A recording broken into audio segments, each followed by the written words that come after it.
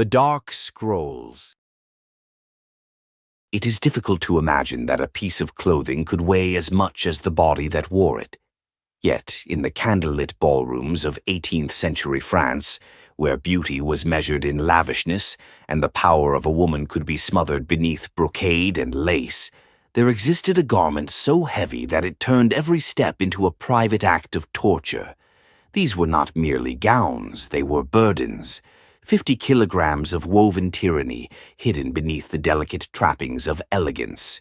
No one spoke of it aloud, at least not where it could reach the ears of the aristocracy who dictated these fashions. The court of Versailles had transformed dress into a tool of spectacle, a method to reinforce status and intimidate rivals. Each gown was a declaration. Look at what I can afford to endure. But if you peered past the glimmering embroidery and the jeweled corsets, you would discover the toll exacted on the flesh and spirit of the women trapped inside them. It began with the obsession to outdo one's peers in the competition for the king's attention or the envy of other noble women. Gowns grew larger, stiffer, and heavier. What started as modest hoop skirts evolved into vast panniers that could extend several feet on either side. To maintain their shape, tailors stitched layer upon layer of quilted fabric, reinforced with whalebone, steel rods, and wooden supports. The result was a monstrous construction that could weigh as much as a grown child. Young girls of the aristocracy were introduced to these dresses in adolescence, as soon as their bodies were deemed mature enough to serve as vessels for the family's ambition. Seamstresses would arrive at dawn, measuring every inch of their bodies to ensure that no fold of silk would dare to sag. Each gown was an engineering feat, requiring days, sometimes weeks, to construct. The fabrics were imported, shimmering Italian satins, English velvets dyed in forbidden hues, and French lace so delicate it seemed woven from breath itself. But their beauty hid their cruelty. At first, wearing such a dress felt like a strange sort of triumph. To step into a drawing room and see heads turn in awe was an intoxicating sensation. The gown conferred instant power. A lady of such wealth and refinement could not be ignored. Servants scurried to clear a path as the wearer advanced, careful not to brush against the fragile embroidery. Every movement was choreographed, every gesture rehearsed to project an air of serene magnificence. But the enchantment faded quickly. Within minutes, the seams began to press against tender skin. The steel stays dug into the ribs, and the stiff underpinnings refused to yield when the wearer tried to sit or lean. Most unsettling was the constant downward pull, a sensation as though invisible hands were dragging the woman to the ground. When she attempted to walk, the weight shifted unpredictably, sometimes nearly toppling her over. To prevent collapse, women trained themselves to stand for hours without resting. They learned to balance their bodies just so, to keep the frame from pinching too tightly at the waist or digging into the spine. Some women fainted frequently. Others developed deep bruises across their hips and shoulders, livid marks they concealed beneath chemises and powders. The court ignored these private agonies. Pain was the price of magnificence. What made it all the more cruel was that the wearers had no real choice. To decline the gown was to risk disgrace and the suspicion that one was too poor or too weak to uphold fashion. A woman's virtue was believed to shine through her costume. The more sumptuous her appearance, the more noble her character. And so they submitted day after day until the weight of expectation became inseparable from the physical burden crushing their ribs. In these grand salons, beauty was a spectacle staged to reassure the hierarchy that no one questioned the old order. Yet, behind the closed doors of their chambers, many women wept as servants unfastened the laces and peeled away the soaked underlayers. The air against their skin felt like a revelation, proof that beneath the architecture of their gowns, they were still fragile and human. There were whispers, just whispers, among the most daring pamphleteers that this was a kind of violence, that no silken hemline could justify the health, these women sacrificed, that the towering silhouettes of French fashion were built on hidden suffering. But these voices were easy to dismiss. Who would dare pity a duchess? Who would believe that her life was anything but privilege? As the decades passed, the gowns only grew more elaborate, their frames more rigid.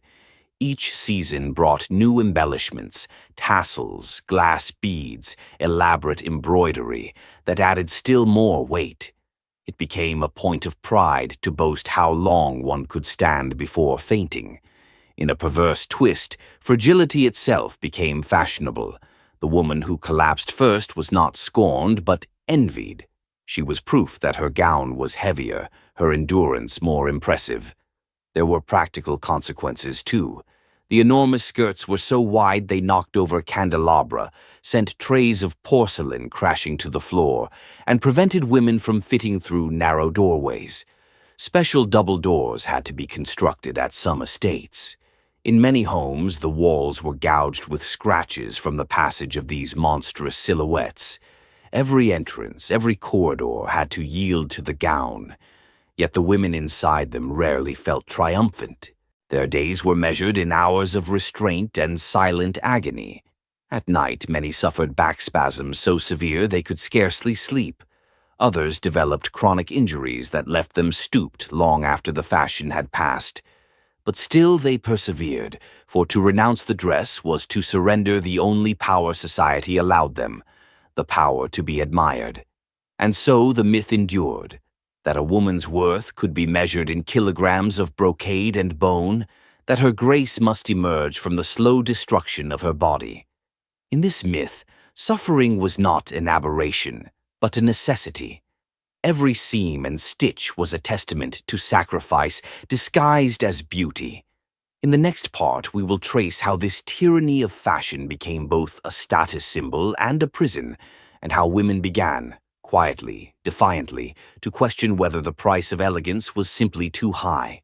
It was in the golden-lit galleries of Versailles and the private parlors of Paris that the true nature of this silent torture revealed itself most starkly. As the decades advanced, the fashion evolved beyond any pretense of practicality. Gowns became not only heavier but more aggressively structured, as though the very architecture of the dress were conspiring to restrain and humiliate the body within. Women learned to navigate their surroundings with a fragile, practiced grace. They developed the art of gliding, never stepping too quickly, never turning too sharply, lest the massive panniers wrench their hips or throw them off balance. To observers, they appeared regal and composed, a vision of unassailable elegance. But beneath the layers, skin was rubbed raw, ribs were bruised, and shoulders ached under the relentless pull of 50 kilograms of silk and steel. It is difficult for us to grasp how such suffering could become an unremarkable part of daily life. Yet for the aristocracy, this was the expected trade-off for social acceptance. A woman's worth was measured not by her mind, her kindness, or her spirit, but by the spectacle she could present. And the spectacle demanded sacrifice. Servants bore witness to this daily ordeal. They were the ones who heaved the gowns onto the women's shoulders, who cinched the stays until their mistress could barely draw breath. They saw the tears that welled in the corners of proud eyes when a corset was pulled too tight, the grimace that flickered across painted lips when a bodice pressed against bruised ribs. But in a society that valued display above comfort, no one dared speak the truth aloud, that fashion had become an instrument of cruelty. Some of the most chilling accounts came from young maids tasked with dressing their mistresses before a ball. They described the pallor that would settle over a lady's face as the final layers were secured, the way her breath came in shallow gasps while she forced a smile. They recounted how, once the carriage arrived, she would be lifted bodily into it, unable to ascend the steps unassisted. These were the rituals of power, the rites that declared her wealth and her family's importance, and so they were repeated, night after night. The weight of the gowns brought more than bruises. Over time, women developed curvature of the spine and chronic inflammation in their joints. Doctors recorded cases of persistent numbness in the hands and feet from the pressure of stays and corsetry. Others suffered severe muscle spasms and nerve damage. Some could no longer walk without assistance once the dress was removed. But none of this was reason enough to abandon the fashion. If anything, these injuries were perversely romanticized, proof of a lady's refinement and delicate constitution. Publicly, the women upheld the charade.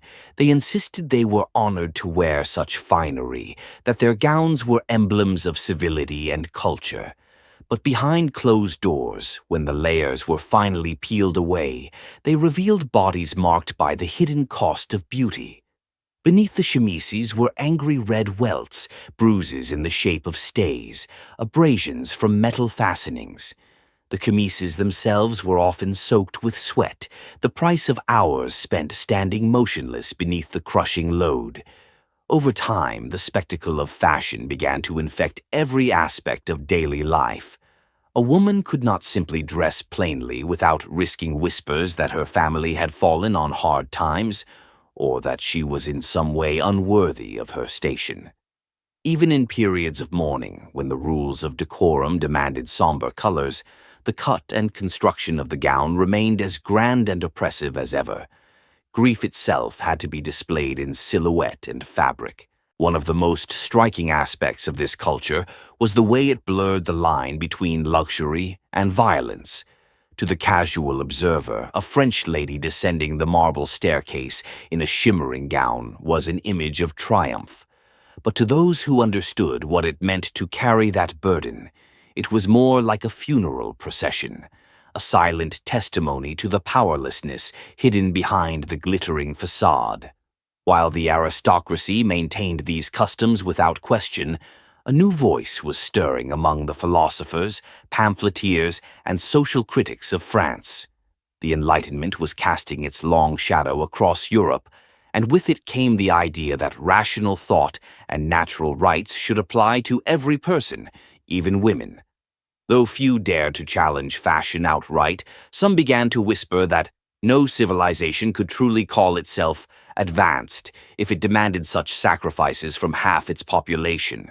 The first murmurs of dissent appeared in pamphlets distributed discreetly among the literate classes. These essays questioned why a woman's dignity should be measured by how long she could endure the weight of her own dress. They argued that virtue was not woven into fabric, that morality was not proved by suffering. Though radical for their time, these ideas resonated with women who had spent their lives imprisoned in steel frames and brocade. Still, resistance was not easy. Most women had been raised from childhood to believe that the gown was an inseparable part of their identity and their worth. To reject it was to reject everything they had been taught to admire about themselves. It required courage to question whether elegance was worth such a price. In salons and parlors, the conversation began to shift. Some ladies experimented with simpler styles, lighter fabrics, smaller skirts, softer corsetry. These changes were subtle at first, careful not to provoke too much scandal. But each inch of silk discarded, each steel rod removed, was an act of quiet rebellion. Every compromise was a small step toward reclaiming the right to move, to breathe, to exist without constant pain. Yet even as these new ideas circulated, the most powerful households clung fiercely to the old customs. To them, the gown was not just a garment, but a symbol of order and control. If women began to discard these burdens, what other traditions might they question? The fear of change was stronger than the desire for comfort, and so for many years still to come, the spectacle continued. Even today, it is almost impossible to look at a portrait from that era without a sense of disbelief. The serene expressions of those women, their proud posture beneath the crushing layers, seemed to deny the reality of what they endured. But the truth is there in every record left behind. The fainting spells, the dislocated joints, the whispered confessions to doctors sworn to secrecy. These were the hidden costs of beauty, a system designed to display power by inflicting pain. As the 18th century drew to a close and revolution loomed on the horizon, the first real tremors of change began to shake the foundations of fashion. In the next part, we will see how the combined forces of political upheaval, Enlightenment ideals, and women's determination finally began to break the tyranny of the 50-kilogram dress. As dawn rose over France in the last decades of the 18th century, it illuminated a society on the verge of collapse. The same golden light that once glimmered across endless silken skirts now fell on pamphlets nailed to doors, calling for liberty, equality, and fraternity. The world was changing faster than anyone could have imagined, and yet, in countless candlelit chambers, women still stood motionless in gowns that weighed nearly as much as they did, silent, stoic prisoners of a fashion that had outlasted all sense. What did it feel like to carry such a burden? Imagine waking before sunrise, your limbs already stiff from the bruises you earned the night before. Imagine watching servants heave a gown across the bed, so heavy it took 3 people to lift it. You brace yourself as they slide it over your chemise, the first shock of weight pressing your shoulders down. You tell yourself to breathe evenly. You force a smile because the day's performance is about to begin. And this was exactly what it was, a performance. From the moment the laces were drawn tight, a woman ceased to be herself. She became an object for admiration, a spectacle that proved her family's wealth. Every movement was choreographed. How to incline your head so your towering headdress didn't topple, how to glide without showing that your knees trembled from exhaustion, how to hide the raw red marks that burned where steel and bone met skin. To the onlookers in the salons, she was magnificent. To herself, she was vanishing. When the hours dragged on, pain settled into the body like a second skeleton. Some women described a sense of floating away from themselves. They learned to lock their minds in other rooms, places where they were still girls running through fields or sitting quietly with a book, free to move without consequence. But always they would be pulled back by the grinding ache of the stays, the unrelenting downward drag of 50 kilograms of silk, lace, and pride. And yet, beneath the agony, there was also something else, a flickering awareness that all of this was profoundly wrong. Even those who most fiercely defended tradition sometimes felt a shadow of shame. After all, how could civilization boast of progress when half its aristocracy was enslaved to an unspoken code that demanded women ruin their health to remain respectable? It is easy to wonder why they didn't simply refuse, but imagine the courage it would take to stand alone in a salon of glittering eyes and whispering mouths, stripped of the armor everyone else wore. To defy the dress was to risk more than gossip. It was to risk banishment from every circle of influence, every path to security and survival. And so, day after day, women stepped back into the same prisons of cloth and steel, not because they wanted to, but because they saw no way out. And yet, something had shifted. As the Enlightenment spread, as revolution brewed in the cafes and pamphlets, more and more voices questioned whether beauty should be paid for in bruises and broken spines. Philosophers, emboldened by new ideas of natural rights, began to say plainly that no human deserved to be shackled to a fashion so cruel. Even some men, husbands and brothers who had never felt the weight themselves, could no longer deny the evidence. Doctors wrote treatises describing the damage they found beneath fine gowns, dislocated ribs, torn muscles, infections that began in raw abrasions and spread through exhausted bodies. The aristocracy tried to maintain the illusion. They insisted that these sacrifices were noble, that the suffering proved moral worth. But the facade was cracking. In private, more women whispered confessions to each other. "I cannot bear another year. I wake each morning already dreading the gown." I dream of leaving it all behind. One woman, the wife of a wealthy provincial nobleman, kept a diary that survived the centuries. In it, she described her life in heartbreaking clarity. I stand each evening while they bind me into my gown, and I feel as though I am being buried alive. My breath fails me, my skin burns, and still I must smile, or they will call me ungrateful. If I could, I would fling these silks into the fire and run into the fields in my chemise. But I am afraid. More afraid of disgrace than of pain. And that is the true prison. Fear. In those lines, more honest than any portrait, you can feel the depth of their isolation. These were not spoiled courtiers drunk on vanity. They were women born into a system so rigid that the only way to survive was to pretend that their suffering was beauty. When the revolution finally erupted, it tore down many of the symbols that had propped up the old regime. The palaces were stormed, the titles abolished, the wealth redistributed or stolen outright. But in the ashes of the aristocracy, something remarkable happened. Freed from the demands of a court that no longer existed, women began to discard the gowns that had shackled them. They discovered that without a king to impress, there was no longer any need to wear 50 kilograms of misery. In Paris, tailors who had once grown rich, sewing enormous panniers, now advertised lighter, simpler dresses. Linen replaced brocade. Soft muslin replaced stiff velvet. For the first time in generations, a woman could step into the street without feeling the crush of steel stays digging into her ribs. She could breathe. She could walk unassisted. She could exist in her own skin without apology. There was no single moment when the tyranny of the gown ended. It faded gradually, like a nightmare receding at dawn. Some clung to the old styles out of habit or nostalgia or fear. But for most, the liberation was undeniable.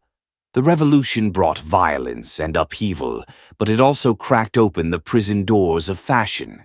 It proved that suffering was not inevitable, that the price of respectability did not have to be a woman's health and freedom.